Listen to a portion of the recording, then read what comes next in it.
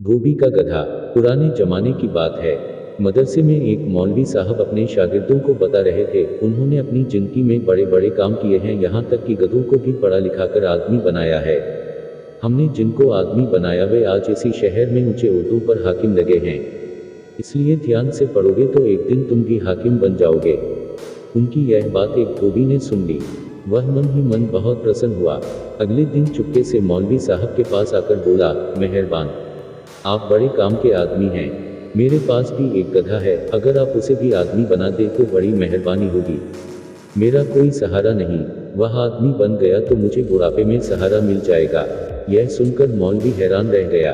बोला, कहीं गधे को आदमी बनाया जा सकता है? यह तुम क्या कह रहे हो? धोबी ने उत्तर दिया, मौलवी जी, कल आप ही बच्चों को बता रहे थे कि आपने गधों को भी आदमी बनाया है और अब वे इसी शहर में हाकिम लगे हैं। मौलवी साहब समझ गए कि वह अव्वल दर्जे का बेवकूफ़ है। बोले, गधे को आदमी बनाने के 200 रुपये लगेंगे। धोबी ने 200 रुपया देना स्वीकार किया और अगले दिन रुपया तथा अपने गधे को लेकर मदरसे आ पहुंचा। रुपयों के साथ उसने गधे को मौलवी के हवाले कर दिया। काफ़ी समय हो गया। एक दिन धोबी को अपने गधे की याद आई। सोचा, अब तक वह जरूर आदमी बन गया होगा। पढ़ लिख कर गधे आदमी बन जाते हैं। मेरा गधा इसी शहर में नौकरी करेगा, खूब पैसे कमाएगा, फिर मैं उसकी शादी करूंगा। घर में बहू आएगी तो पकी पकाई रोटियां मिलेंगी, सेवा करेगी और बुढ़ापा मजे से कट जाएगा। सोचता हुआ वह मौलवी साहब के पास पहुंचा और अपने गधे के बारे में पूछताछ की।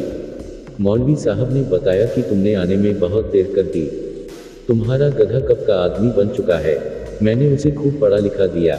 इतनी देर तुम नहीं आए तो सोचा शायद तुम उसे भूल गए हो, इसलिए वह यहाँ से चला गया है।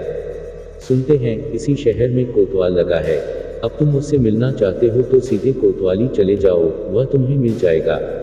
लेकिन एक बात का ख्याल रखना, थैले में थोड़ी सी घास अवश्य रख लेना। कहीं वह तुम्हें भूल गया हो तो घास देखकर उसे तुम्हारी याद आ जाएगी और वह तुम्हें पहचान लेगा।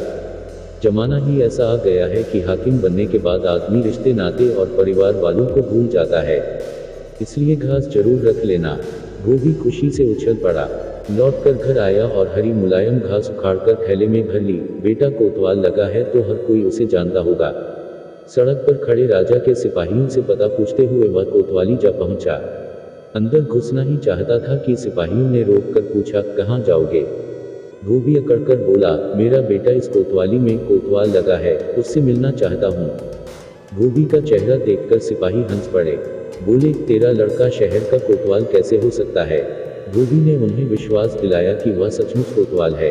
यकीन न हो तो मौलवी जी से जाकर पता कर लो। मौलवी जी ने उसे पढ़ाया लिखाया और गधे से आदमी बनाकर यहाँ लगवाया है। सिपाहियों ने उसे पागल समझकर हवालात में बंद कर दिया। इस पर धोबी जोर जोर से चिल्लाने लगा कि मैं कोतवाल का बाप हूँ। मैंने उसे पढ़ा लिखा कर गधे से आदमी बनाया है। लेकिन बेटा इतना नालायक निकला कि बाप की खोज खबर नहीं करता।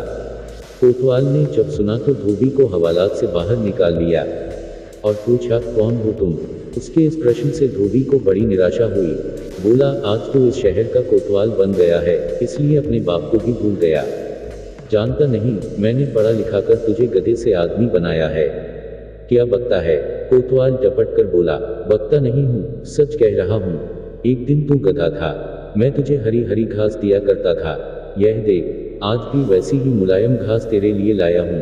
कहते हुए धोबी ने हरी मुलायम घास निकालकर उसकी मेज पर रख दी। उसे हद से आगे बढ़ते देख कोतवाल को गुस्सा आ गया। उठकर 2 डंडे उसे जमा दिए, फिर लातों से पीटते पीटते कोतवाली से बाहर निकाल दिया।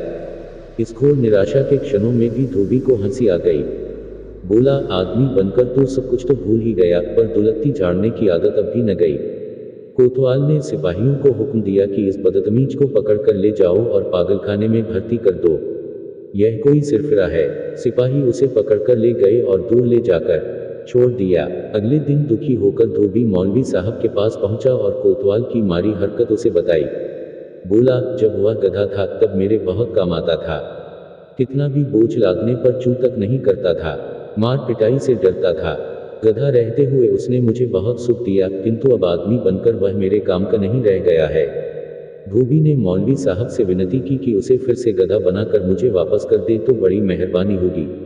मौलवी बोला, आदमी को गधा बनाना मुश्किल है, पर यदि तुम यही चाहते हो तो इसके लिए दुगुनी कीमत चुकानी पड़ेगी।